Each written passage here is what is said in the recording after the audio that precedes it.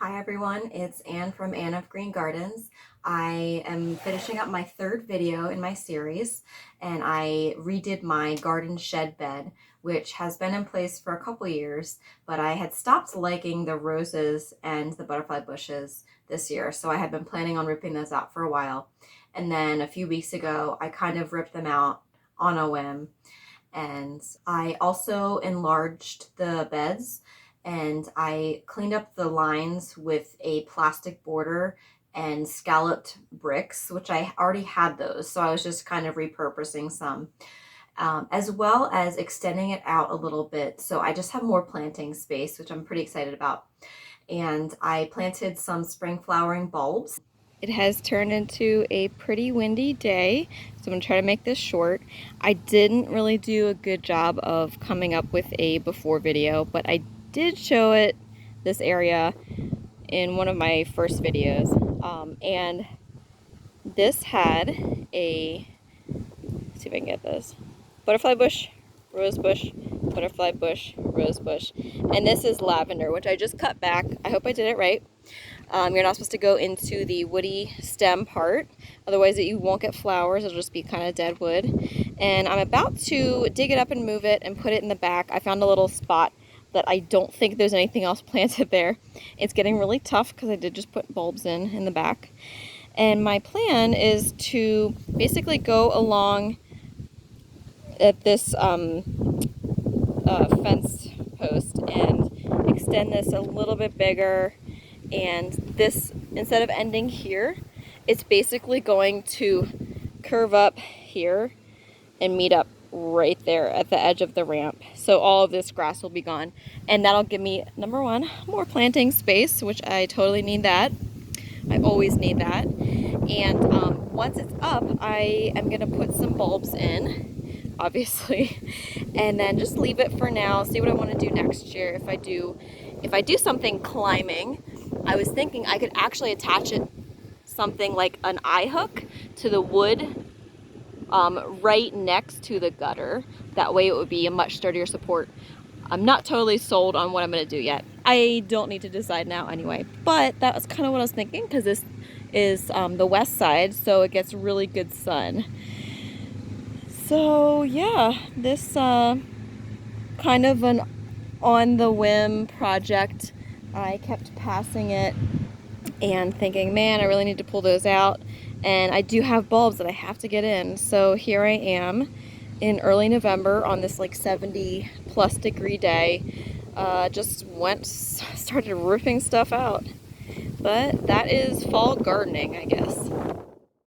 I don't know how this happens, but whenever I have a project going, it leads to another project and then more projects. And it's November now, so I kind of need to slow it down, but I kind of also need to speed it up. I bought bulbs to plant next to the shed here, and I've just ripped out the butterfly bushes and rose bushes, and I moved the lavender plant to the back. So I just started lining out what I want to do, make this bed a little bit wider. This is probably the most official I have gotten with planning a line for a bed. Doesn't even look that great, but it'll pretty much self-correct when I put the bricks back in. And I started digging out the grass, so I'm ripping out the grass, which means I'm ripping out a lot of weeds. And I'm hand ripping. What a mess. Look at all that junk in there. But it's going okay. And I'm over here, and back here there's all this red stone, which has been here since before we moved in, but it's gotten more worked into the soil, so it basically means there's a thinner layer. And I hate stones like this. You can't do anything with this area. They put the stone down and they plan to spray with like weed killer, which is not really my jam. But you can see back here, look at all these little guys. I'm gonna hand pull these. And I think I'm gonna actually do what I did here. And I've just been kind of moving the stone over. I kind of want to get rid of it. And it basically goes over here. This is the ugly side of our house. And it's back here, which means I have to weed back there. I really love to get out as much stone as I can and then just like mulch this section. Quick update on the shed border. I've pulled out all the grass and I have this pretty nice line here. I'm quite pleased. One of my better looking lines. And I just also pulled out the daylilies that were here in this corner. They are now here, and they're gonna get composted. I don't want them regrowing in my own compost because it's not gonna get hot enough to kill it. So these are gonna go along with those other brown bags there full of yard waste that I don't want my compost to have, to a place where they have huge piles of compost, so it won't just end up in a landfill somewhere. But it's coming along, and I'm going to reuse the wavy brick border that I did have here. I have a few curved pieces, which I'm really hoping are enough to do this space right here, because straight edge ones are just gonna look weird. I hope I don't have to buy any, and I also don't know how much is left at any garden centers. I also have to add some dirt in, because you can see with pulling up the grass, it's really pulled the level down, especially over there too. When I took my last video, I completely neglected to explain how I'm going to put a border in, and part of that journey is using this, which this one is very dirty because I actually just stole it from a border on the other side of my garden that I don't believe needs this anymore. And you can see each of these sections, it has this hole, and so basically what I'm going to do is put this here, and to make this curved, I'm going to use my loppers to cut these on an angle so that they can basically do that, and will bend, and you can bend it pretty decently.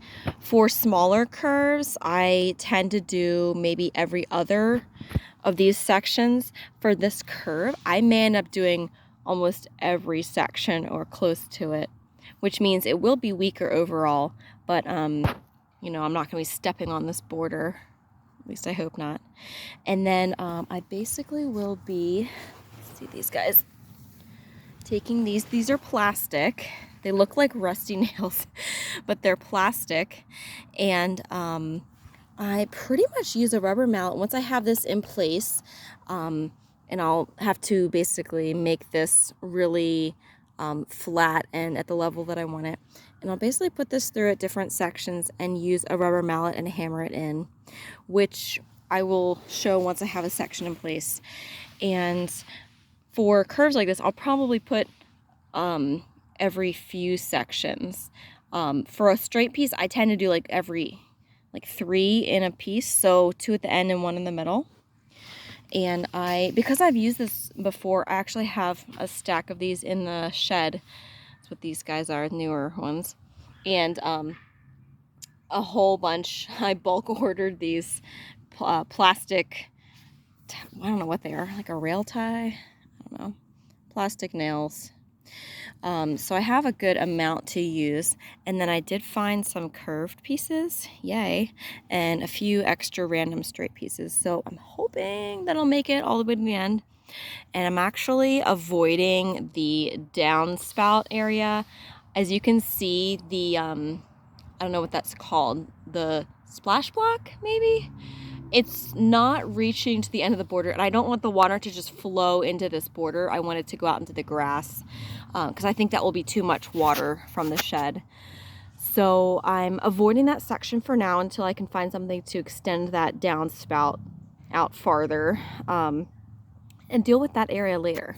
But once I have this in place, I will film that so you can see exactly what I did, if that doesn't make sense from my explanation.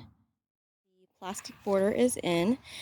This is very clearly where it changes over, and I actually noticed putting this in that it is slightly different. So this newer stuff was probably what was produced a year later, because I did get them at the same place, a big box store, which I pretty much bought it in these like bundle bulks. And I put some of these, let's call them plastic nails in every few on this curve. I did have to wrestle with this a little bit, but I kind of started with the curve. Like I pushed it in here, held it with one hand, hammered this in, malleted this in with my rubber mallet, and it went okay.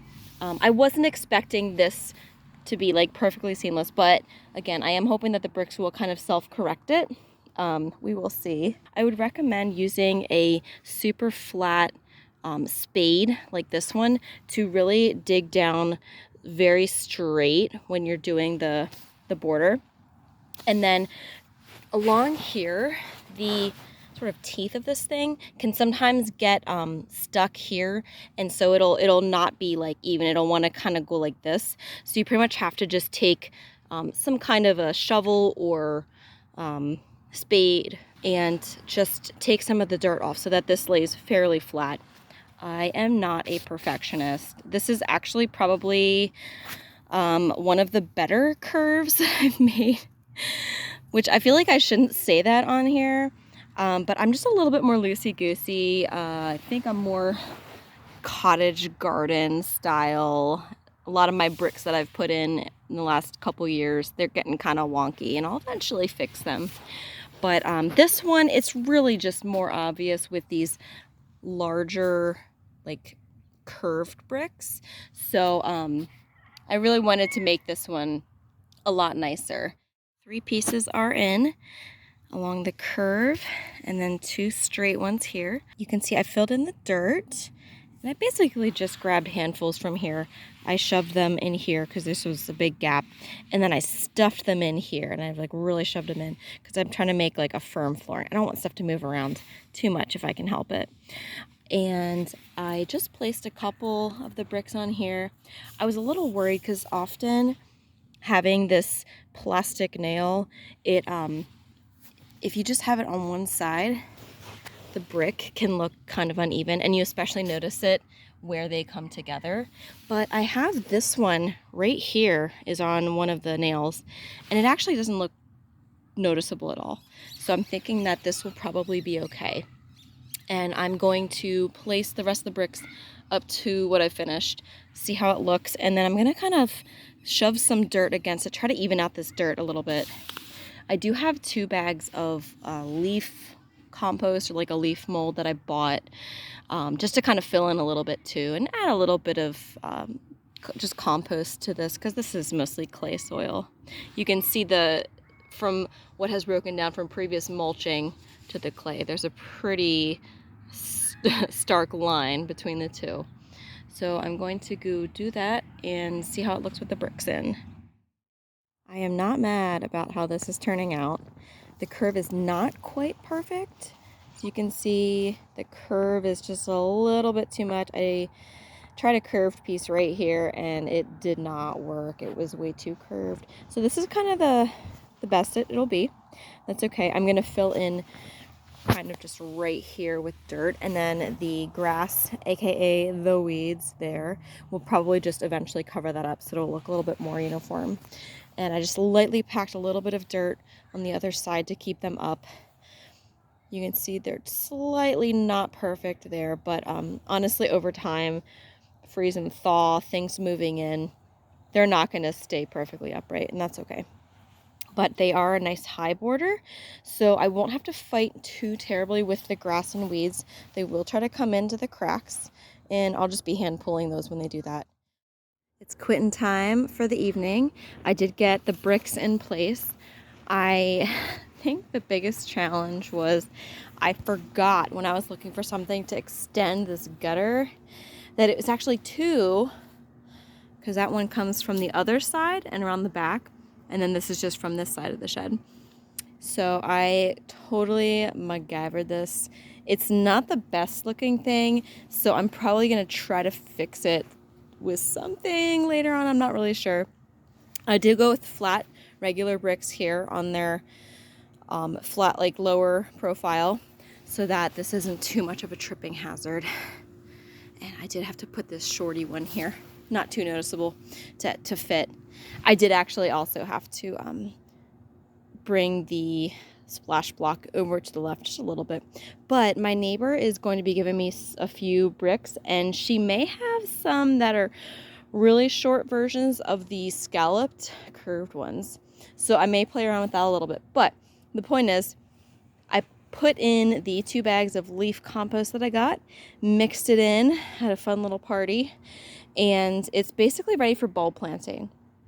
I have a list of my bulbs that I just planted, and they include this tete-a-tete daffodil, blue allium, which it doesn't want to focus on, glory of the snow, or lucille.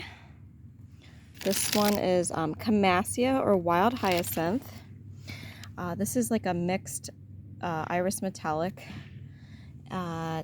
checkered lily fritillaria, and these are just your classic hyacinths, and that's a mixed color bag. So this group, they're slightly more unusual bulbs. I haven't planted most of them. Of these, I have planted daffodils and the hyacinths before, so this is kind of a fun section for me to do. Some of these are a little bit more delicate as far as bulbs go, and that's kind of what I was going for, was just for this section to be something different. And I did lay all of my bulbs out here so you can see. I generally group them maybe like 6 to 9 per little section, and I try to give them some room. And unfortunately, some of the bulbs are minuscule, especially some that basically broke off from like the mother bulb, kind of like how a garlic clove does. It's like, look, I can't even hold it. Look how small this guy is. Like, I'm kind of worried I'm gonna miss some, especially because this is a bulb. It just looks like a rock. So I'm gonna have to really be careful, and because my soil is just so mixed up with color and leaves and sticks and all sorts of things, I'm gonna have a really hard time. I just grouped these together for now. These are all bulbs. There are 4 here. So yeah, I do have a handheld bulb planter that I just bought. One of these guys. And I'm gonna basically put all of them down around, I'm gonna aim for 3 or 4 inches. Luckily, they pretty much all require that, and if not, too bad, because that's what I'm doing. And I couldn't tell you the difference between some of the bulbs. So even if it was a slightly different planting depth, like, I would have no idea.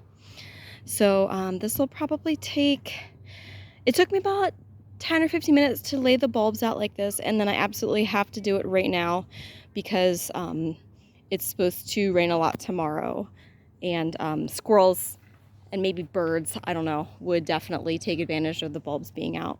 So I'm gonna go plant them all, and wish me luck that I can do it during daylight. It's pretty much almost dark, and I just finished. This looks inky black. The mulch is on pretty thick, probably 2 to 3 inches, and it probably took about 5 wheelbarrows full to fill this. And because I actually ended up using my soil knife to plant a lot of the smaller bulbs, actually most of the smaller bulbs, because I just really was running out of time. They were a little harder to get as deep as I wanted, so I was figuring I was just gonna do a super thick layer of mulch on top. Hope that they come up okay and they're buried deep enough. They'll probably be fine though. And I guess we will find out what happens next in the spring. I can't wait. Thanks for joining me today. I had a lot of fun filming this. Please like and subscribe, and that is my story, and I'm sticking to it.